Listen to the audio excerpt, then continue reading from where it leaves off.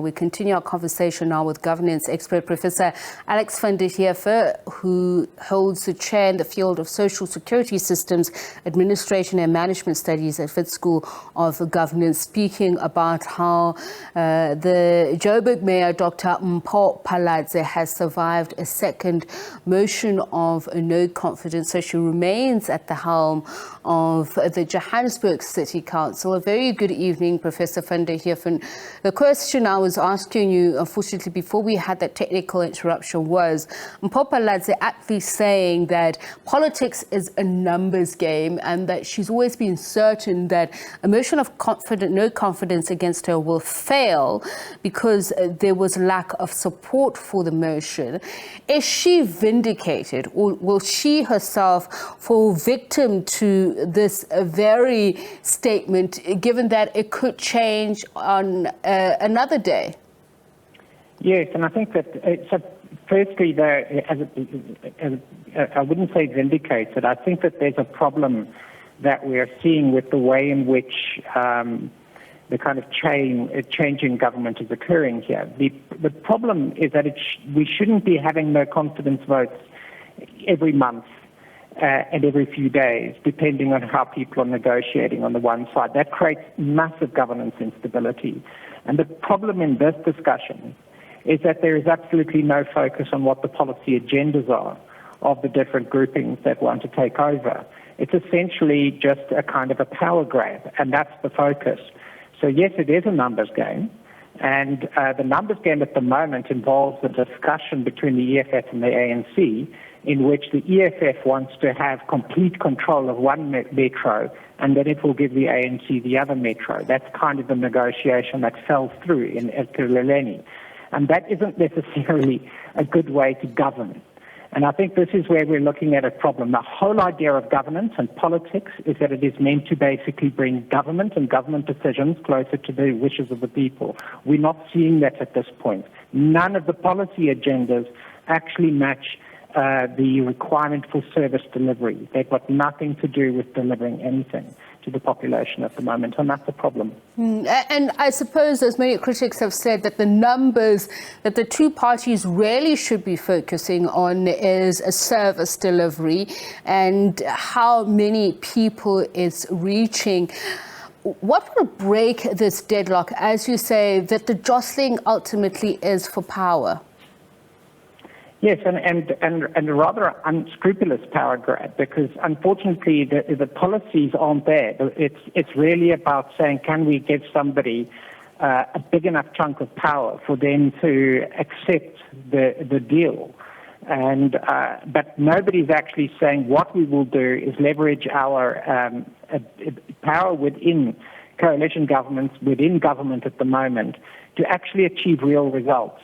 And what we've also seen is that, for instance, there's a financing issue, and there is effectively a sabotage of the financing of the Joburg City Council, Metro, and that sabotage is there to make the government look bad, to make the city look bad, to create a rationale for a change. And we've also seen that in a number of instances there is effectively service delivery sabotage going on also to create the impression of poor delivery. But we've had many, many years of poor delivery in Johannesburg, and the people responsible for that have not actually been held to account. And the idea of politics is that they are. And so I think this is what a concern, I think, for the general public would be at this point, is that they're not seeing where they fit into this discussion. It's really about some people shoring up government for what it might offer them as benefits rather than what it would offer the population of Johannesburg. I know much has been made about our electoral system and how it's to blame for some of these challenges, but is there a way of ceding more power to the electoral when it comes to local government? Well, I think that we're in a process of transition. We're transitioning from dominant party politics to coalition government politics, and our system is going to have to learn how to deal with that. I think that's a very positive move. I think there are attempts to say coalition governments are a problem. They're not. Coalition governments are an extremely effective form of ensuring good policy is implemented in many countries around the world. And but we're not seeing those results at this point. So at this point, it's basically, I think we're still in the late stages of the dominant party model slowly fading away, and it's kind of trying to grasp on to that, the last kind of vestiges of that framework. And now we're moving into a new stage. And what we do have to do is move into a stage where the way in which democratic competition operates actually results in people in government being incentivized to do their job, which is not the case at the moment, and we're not seeing it in the struggle. And it's interesting that you say that, because you would often find that patronage is behind the reasons why people don't do their jobs, because they don't want to upset their political seniors. I mean, just listening to the rationale given by one of those that raised the motion of no confidence, it was using the DA's model of a business-savvy city, saying that we wanted to see whether or not the party deserves another chance for that gold start. So how do political parties hold each other accountable outside of the various personalities and perhaps even the political ideologies? Because what it comes down to is people want the delivery of water and electricity, which is holding us back now from making any kind of progress in terms of economic growth or just day-to-day livelihoods. Well, I think that the patronage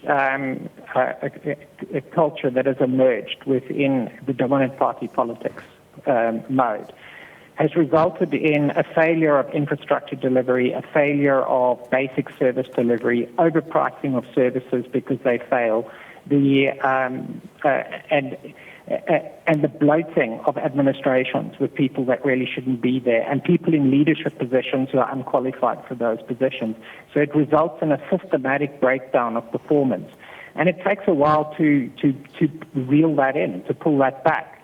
But there are many people who want that system of patronage to continue to operate, and it's really got to die in South Africa, because it is not what people are voting for. So the question is whether the electoral process itself is going to be the one. And, there's politicians who hold each other to account. That's actually not the story. It's actually the people who hold the politicians to account. And essentially, we have to have that conversation on making sure that when we have an electoral process, we're able to throw the people out who don't do their job. We won't always get the party that we want, but you will be able to get rid of the party that doesn't do its job. And at the end of the day, in a political structure like ours, in a constitution like ours, it's basically the final accountability is with the people. And if that doesn't work, you're in real trouble. And there is a concern that the patronage process is also there to upend democratic processes. And that would be a serious concern going forward. I don't think we're there yet. So I wonder, Professor, then, if it is true that the outcome in Gauteng was influenced, as you mentioned earlier, over the haggling over Ekurhuleni and who should run Ekurhuleni, will there be a similar collapse, or should I say an arresting of delivery of services in Ekurhuleni as a result of what is going on in Johannesburg? Well, I think that there's, if that kind of deal gets done, you give us one metro and we'll give you the other metro, that we want total control over the government, you're not actually creating a very accountable structure. It's actually designed to avoid accountability. So that is actually, that kind of deal is problematic if that's basically how power is now going to be allocated, because that allocation of power is not consistent with the distribution of votes in Johannesburg and in Gauteng as a whole. So it's not representing what people actually wanted. They wanted people out who didn't do their job. Now we're getting them back in. And we're also giving total control to people who are happy with that. So that's the kind of discussion that we would have to have. What are people actually offering as government, as opposed to them just doing a deal so they're in charge of the purse strings? and they can then operate without accountability with a very, very large budget. And that's a scary solution. We've got to end that as a way of government in South Africa. The patronage politics has to die. Thank you so much for your time and sharing your thoughts with us. Governance expert Professor Alex van der Heever, who's the chair in the field of Social Security Systems Administration and Management Studies at Wits School of Governance.